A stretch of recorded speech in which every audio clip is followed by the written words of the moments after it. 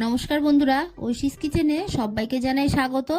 আজ আমি একটা নতুন রেসিপি নিয়ে চলে এসেছি। আজ আমি দেখাবো লঙ্কার চপ। এটা কাশ্মীরি লঙ্কা, এটা কিন্তু ঝাল লাগবে না আর খেতে হবে অসাধারণ। আমি গ্যাসে কড়া বসিয়ে দিয়ে এর মধ্যে খুবই সামান্য সর্ষের তেল দিয়ে দিলাম। তেলটাকে ভালো করে গরম করে নেব। তেলটাকে ভালো করে গরম করে নিয়েছি। আগে থেকে নুন হলুদ মাখিয়ে রাখা চিংড়ি মাছ দিয়ে দিলাম। মাছগুলোকে আমি গোটা রেখেছি, আপনারা চাইলে ছোট ছোট করে কেটেও দিতে পারেন। মাছটাকে ভালো করে ভেজে নেব। দেখুন মাছটাকে আমি ভালো করে ভেজে নিয়েছি। মাছগুলোকে তুলে নেব।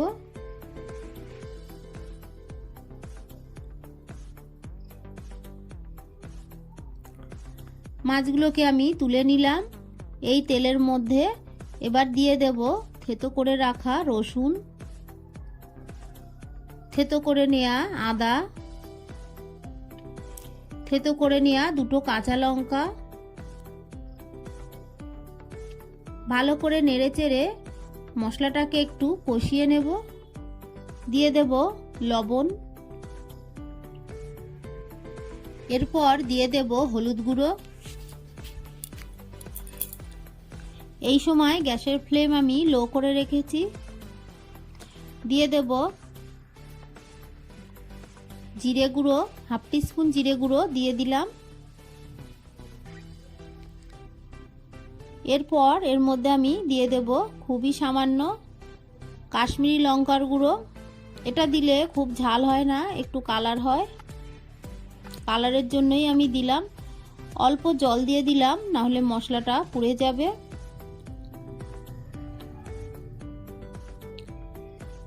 এরপর এর মধ্যে দিয়ে দেব 1 টিস্পুন চাট মশলা। দেখুন সানরাইজের চাট মশলা আমি দিয়ে দিলাম। আপনারা চাট মশলা না থাকলে আমচুর পাউডার দিয়ে দেবেন, সেটা দিলেও কিন্তু খেতে ভালো লাগবে।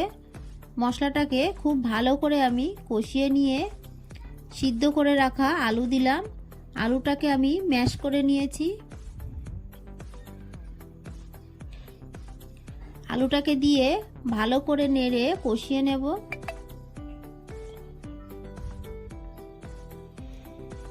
গ্যাসের ফ্লেম মিডিয়াম রেখে একটু সময় নিয়ে আলুটাকে কষিয়ে নিতে হবে। এরপর এর মধ্যে আমি হাফ টিস্পুন গোলমরিচ গুঁড়ো দিলাম। দিয়ে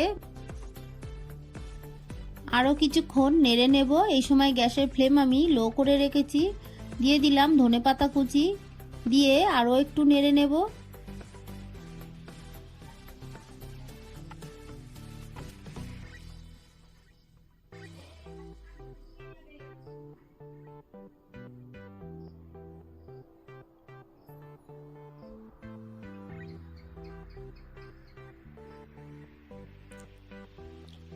দেখুন ভালো করে কষিয়ে নিলাম।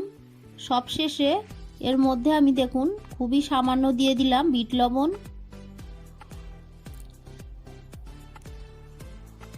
একটু নেড়ে নিয়ে এর মধ্যে আমি দিয়ে দেব গরম মশলার গুঁড়ো।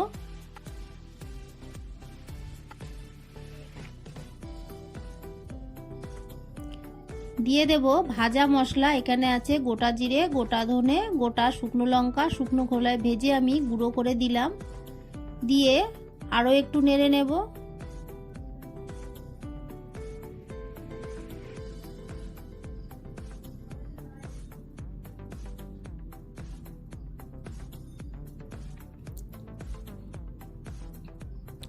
পুরটা আমার রেডি হয়ে গেছে। আমি গ্যাসের ফ্লেমটাকে অফ করে দিয়ে ঠান্ডা করে নেব।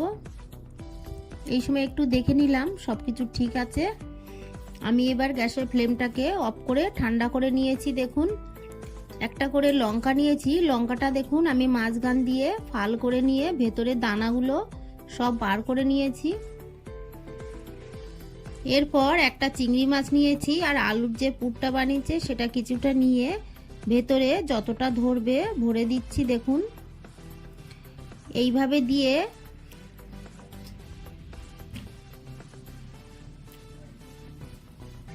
পুরো লঙ্কার ভিতরে যতটা পুর ধরবে আমি দিয়ে হাত দিয়ে চেপে দিলাম, আর এক্সট্রা যেটা ছিল সেটা আমি দেখুন বেরিয়ে গেছে, পরিষ্কার করে নিলাম। এইভাবে সবগুলো আমি বানিয়ে নেব। আমি আরও একটা বানিয়ে দেখাচ্ছি। দেখুন, একটা করে আমি চিংড়ি মাছ নিলাম আর আলুর পুর কিছুটা নিয়ে ভেতরে দিয়ে দেব। আপনারা চাইলে চিংড়ি মাছগুলোকে ছোট ছোট করে কেটে আলুর সঙ্গে একসঙ্গে কষিয়ে নিয়ে ভিতরে দিয়ে বানাতে পারেন, সেটাও কিন্তু একই খেতে লাগবে।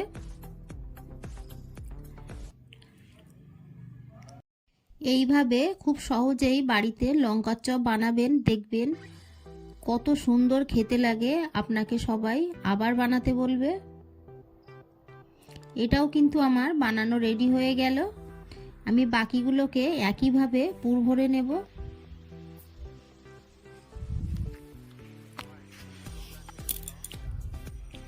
আপনারা চাইলে চিংড়ি মাছের বদলে চিকেনও দিতে পারেন।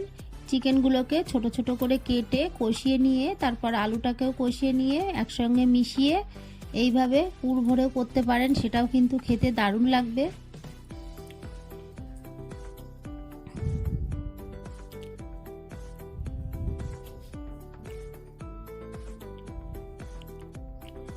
সবগুলোর মধ্যে আমি পুর ভরে রেডি করে নিলাম। এরপর একটা মিক্সিং বোল নেব। মিক্সিং বোল নিয়ে এর মধ্যে দিয়ে দিলাম 100 গ্রাম বেসন, দিয়ে দিলাম সামান্য লবণ, দিয়ে দেব খুবই সামান্য হলুদ গুঁড়ো, দিয়ে ভালো করে হাত দিয়ে মিশিয়ে নেব। দিয়ে দেব জল, অল্প অল্প জল দিয়ে একটা ঘন ব্যাটার আমি রেডি করব। এটা খুব ঘন হবে না আর খুব পাতলা হবে না।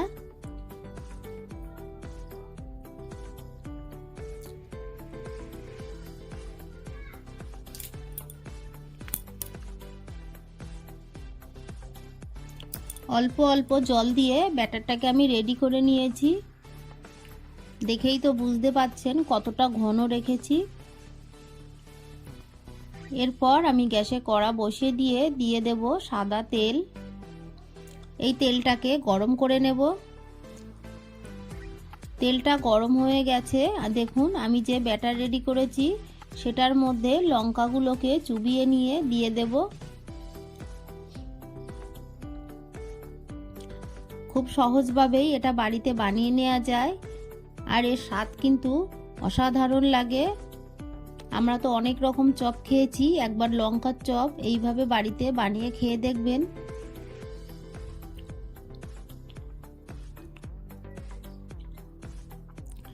দেখুন এই দুটো চপ আমার ভাজা হয়ে গেল। এরপর বাকিগুলো দিয়ে দেব। আমি একটু ব্যাটার বেশি করেই দিলাম।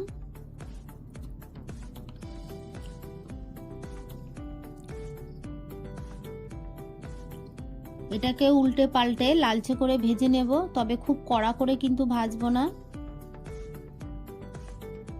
আর এই লঙ্কা কিন্তু ঝাল হয় না। এই সময় বাজারে এই কাশ্মীরি লঙ্কাগুলো পাওয়া যায়, এগুলো খুব সাইজে বড় হয়, তবে ঝালটা কিন্তু হয় না।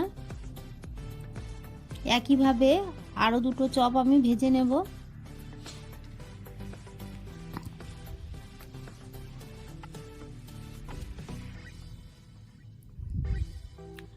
আপনারা আমাকে কমেন্ট করে জানাবেন এইভাবে বাড়িতে আপনারা চপ বানিয়ে খেয়েছেন কিনা। আমার এই রেসিপিটি আপনাদের ভালো লাগলে প্লিজ আমার চ্যানেলটিকে সাবস্ক্রাইব করে পাশে থাকা বেল আইকনটি ক্লিক করে দেবেন, তাহলে আমার নতুন ভিডিও নোটিফিকেশান আপনাদের কাছে পৌঁছে যাবে। রেসিপিটি ভালো লাগলে একটা লাইক করতে ভুলবেন না। রেসিপিটি কেমন লাগলো আমাকে কমেন্ট করে জানাবেন। ভালো থাকবেন, সুস্থ থাকবেন। আবার দেখা হবে পরের ভিডিওয়। পুরো ভিডিওটা দেখার জন্য সবাইকে জানাই অসংখ্য ধন্যবাদ।